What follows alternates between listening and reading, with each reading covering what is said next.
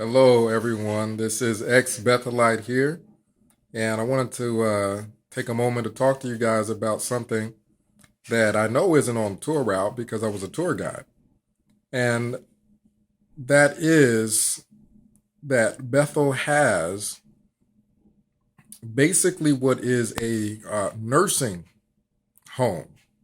Now, this is in the infirmary, and I remember we called it the infirmary, but there is a section there, a large portion of it, which is basically a nursing home for seniors.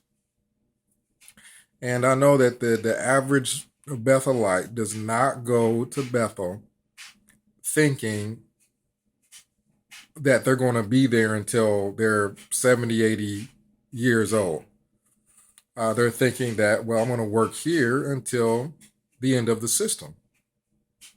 But in reality, you have a nursing home. And I really didn't know that that existed until I was working and living at Bethel. In fact, I worked in the infirmary for a time. And that was one of my many assignments that I had there. And when I was told that I was going to be working in the infirmary, I had no idea. I was basically going to be working in a nursing home, taking care of seniors. And what I'm going to get into, I think, needs to be said, but I need to emphasize how serious the matter is when you're talking about the care of elderly ones and how important it is that they receive proper care when they need it. The reason why I bring this up, and I have countless stories from working in the infirmary or basically the uh, nursing home there at Walk Hill Bethel. I've got countless stories that I could tell, but there's one I'm going to bring up today, and this is a serious matter. It's not to be joked about or to be made fun of. But I was sitting uh, at the table for lunch, and there were some younger guys there with me. We're all around about the same age, all younger guys, 18, 20, so, somewhere around there. And some of the guys were laughing about something. So I'm eating my lunch and talking to a few guys, and then I was asking the other guys what they were laughing about. And they were laughing about a brother who had gone out into the courtyard. Now, the dining room, if you're sitting in the dining room, you're looking out at a garden-like area. There's a lake there with fish in the lake. There are gazebos. There's benches, places to sit. It's a very, very nice courtyard area, which is part of the tour route that you probably have seen if you've taken a tour of Walk Hill Bethel. Well, they're laughing about a brother who had been out in the courtyard and was apparently eating berries from bushes there. And I'm thinking, who would go out and do something like that? I'm thinking it's just some guy that probably did it to uh, get attention or did it to be funny in front of his friends, because I'm thinking nobody's actually going to go out there eating those berries as if that's what you're supposed to be doing, or eating whatever it is growing off of those bushes. And later on, I find out that the brother that they're talking about isn't someone our age. They're talking about someone who is a senior and had worked at Bethel for many, many years. This brother which of course will remain nameless, was having issues. This was not something that was funny. Of course I giggled about it or laughed about it a little bit because I'm thinking it's somebody our age being silly. But when I found out who it was, this brother had some issues that needed to be attended to. This was an older brother, and I began to notice him around Bethel. Once someone pointed him out, then every time I saw him, he kind of stood out to me. I remember being in the library. This wasn't the library in the E residence it's a really nice library in the E residence that has a overlook of the property there at Walk Hill Bethel. This was probably the second largest library there at Walk Hill. And I'm there preparing for the meeting and just doing some personal research because they've got all kinds of books in that library. I'm going through the library, reading through some of those books, and I hear someone talking, and the first thing that comes across my mind is, here we go again. Someone's going to be talking loud in the library. And I come to find out that's the brother over there. He's sitting there by himself with a book, and he's just talking out loud, just talking. I'm thinking that's odd. And I went back to doing my research, and two and two didn't start to make one. Or I'm sorry, two and two didn't start to make four until I heard someone talking again when I was in the locker room. Now, this wasn't the locker room to the warehouse or infirmary or anything in specific. This was just one of the bathrooms that I would use that was a locker room and showers and things like that, because most rooms didn't have bathrooms. So I'm in there and I hear somebody talking, and the lights are out in there, and I'm thinking, who's in there talking with the lights out? Maybe it's somebody on the phone or something. On their cell phone. And I go in, and it's the brother. He's in the stall, lights are out, and he's in there having a whole conversation about things that make no sense at all. Now I know something is up. Now I'm piecing it together. Now two and two are making four. He's outside in the courtyard eating things because he there's something going on with him where he doesn't know any better. And now I'm going, and I'm like, I'm gonna go talk to my table head about this, because that's like the first person I could think of to talk to other than my overseer where I work. And I'm just nervous now because I'm thinking, this brother is, and I stood there for a minute just because I wanted to be sure before I went to my table head. I wanted to be sure I had a reason to be going to my table head. Just saying, well, this brother was eating berries and I heard him talking. No, I wanted to stand there, and this guy is in this stall talking about all kinds of things, obscene things, using language that you wouldn't ordinarily use.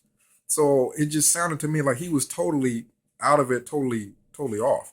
So I'm thinking I need to go and talk to someone because now I'm thinking, well, no, maybe he's not out in the courtyard eating just berries. He could be going around eating whatever. They may have just seen him eating berries or heard him talking about eating berries, but he might be thinking something is food that's on the ground that is not. So I'm thinking I need to hurry up and get to someone before he hurts himself. And so I talked to my table head. I called my table head and asked if I could speak to him. And I told him, I told him what I heard, and I described the brother. And he said, oh, that's brother such and such. And he said, I've heard that before about that. And matter of fact, I've noticed some things also. And he was telling me that I shouldn't be concerned, that that's something that was not unusual for him. And I'm thinking, okay.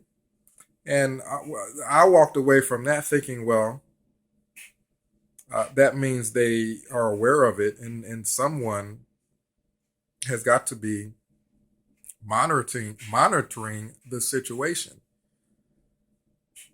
And I sat to and thought to myself, well, this man doesn't have uh, he wasn't married, so I'm guessing his wife had passed away.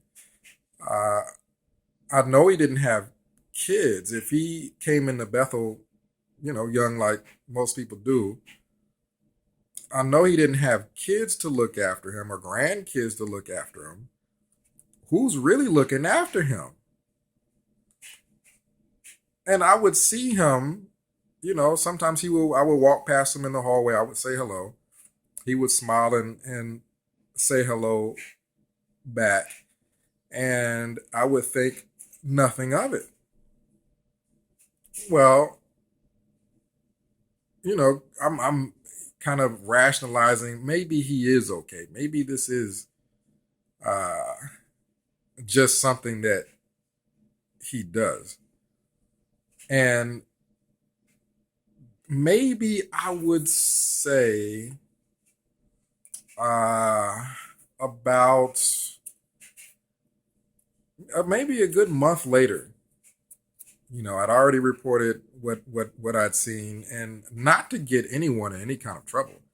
I'm just worried about him because I'm thinking if he's outside eating things, putting things in his mouth, there's no telling what he could put in his mouth if he didn't know what he's doing. So maybe a month later, I think I was in the locker room again, just using the facilities. Matter of fact, I think that I had just finished a dish duty that I had, and I went to use the bathroom that was close to the dining room. I had when you gotta go, and I had to go while I was doing the dish duty, and I was new. I didn't know what would happen if I stopped in the middle of my dish duty and said, "Hey, I gotta go to the bathroom." So I wasn't going to be that brother that found out what happened. So I waited until after the duty, and I went to use the closest bathroom, and I saw him in there, and he was sitting in the shower, sitting on the floor. The curtain was open, and he didn't have any clothes on, and the shower wasn't on, and he was just sitting there, mumbling something. And I said, I don't know what they're doing about this, but I've got to go and talk to my overseer, because I'm just thinking, what if my grandfather was sitting in that type of a situation? Wouldn't I want somebody to do something about it? Well, I talked to my overseer. This time it was my work overseer, because I'd already spoken to my table head, and I didn't think I needed to go and speak to him a second time about the same thing that I had already told him. And I went and I talked to my work overseer, which I'll have to tell you guys a lot about this particular individual another time. But I talked to my work overseer about it, and I mentioned the brother's name, and I said, I'm worried about brother such and such. He was like, well, why are you worried about him? What happened? What did he do? And I told him everything. I told him about people seeing him eating things that he shouldn't been eating. I told him about him talking to himself in the library. I told him about talking to himself in the bathroom, and about him uh, sitting in the shower without any clothes on for a long period of time, talking to himself. He thought it was funny. He's laughing about each separate incident that I'm telling him about. I bring up the one incident about him eating things, and he's laughing. Ah, ha, ha. Then I tell him about the situation in the library. He thought it was funny because it startled me. Originally, when I heard someone talking and I saw him just sitting there talking to himself, I was kind of uh, taken aback a little bit. So I stayed still until I saw him get up and leave. He thought that was funny. And him sitting there without any, he's, what, did you make out what he was saying? Did you make out what he was saying? He's probably saying such and such. And he's making it, sound fun. He's laughing. And he walks out and pats me on the shoulder and says, "Don't worry about it." And he just goes back to work. So I'm thinking, who do I tell about this then? I'm hoping that the brother got help. And that brother could work. That brother could work. He helped us with some work that we were doing in the root cellar, which was a building across from the warehouse. This was before I started working in the infirmary. And this was before I noticed that there was anything up with this brother. He came over and we were sorting some items that had came off of the truck, and we were sorting them according to which facility it was going to be shipped to, whether it was Bossards, whether it was 107s, whether it was Patterson, whether it was Patterson Infirmary. We were separating all the items that these different facilities ordered. And he came over to help. And that brother, I'm not going to lie, he made me pick up my speed because I didn't want to be made to look bad. This brother was flying through these items. Then he would go over and take it to my overseer so he could look at it. Overseer would nod and he would put it on the appropriate skid, and he would shoot back over. He would fill his bucket with more items, and he would come over, and I'm looking at him and I'm doing this with my head as he's flying around, and I'm like, well, let me pick up the pace here. So then I start to sort through items, and this brother could work.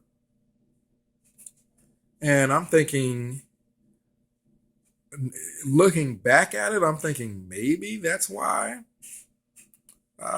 no one made a big deal out of it, as long as he was still doing his production. His production was up to whatever it was that they wanted.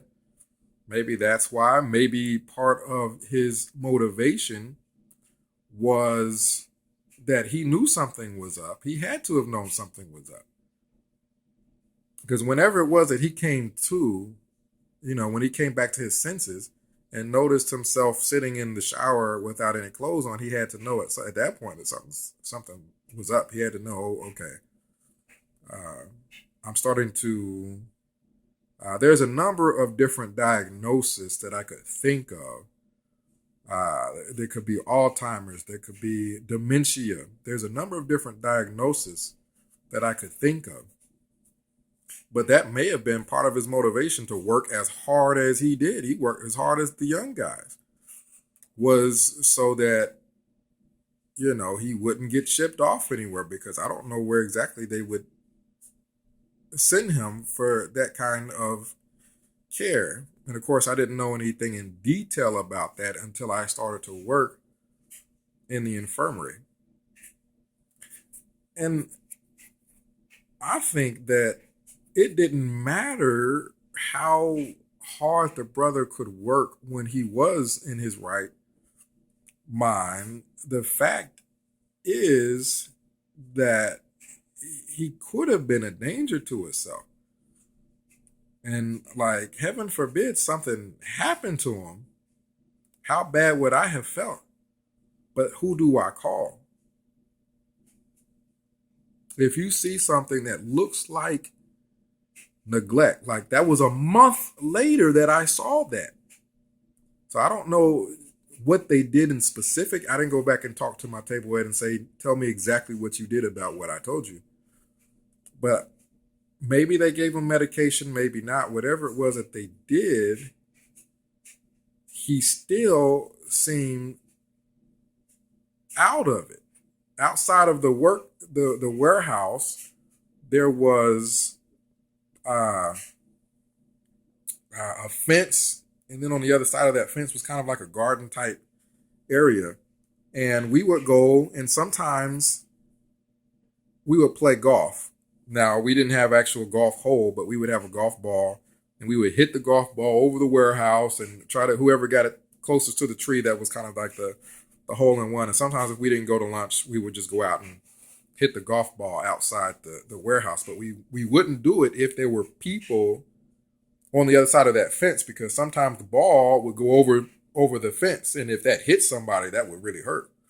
So we wouldn't play. And I remember him being over there, and I'm thinking, wow, he's out there doing some gardening or something back there. So I just went on back in, and instead of going to lunch, I still didn't want to go to lunch. I kind of wanted to relax and have a moment to myself. So I just sat and did some reading. And then after work, I went out there with a friend, and he was still there. This is from lunch until the end of the work day. He was still there. I don't know if he was just standing there or what. But there is a number of incidences where I'm seriously concerned about the guy, and half the people that I talked to thought it was funny. And then the people that I talked to that were in position to do something, I don't know that they did. I don't know that they did. I couldn't tell that they did. So if you have a situation where it looks like there's neglect and it looks like somebody needs some assistance, and I can understand if the nursing home area that they have is full and the nurses and everyone has got their hands full. I totally understand that, because that's where everyone goes once they get to a certain point.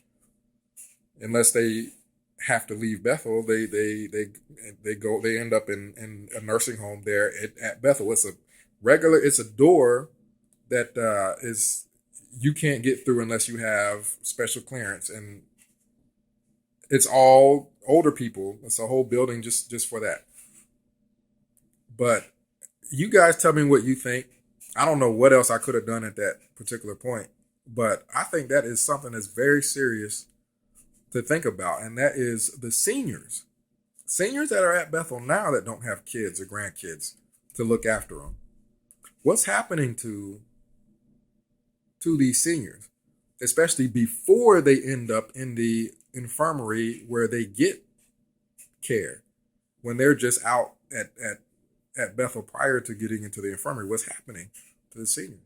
So you guys comment down below. Let me know what you think. This is X Wall Kill Bethelite signing out.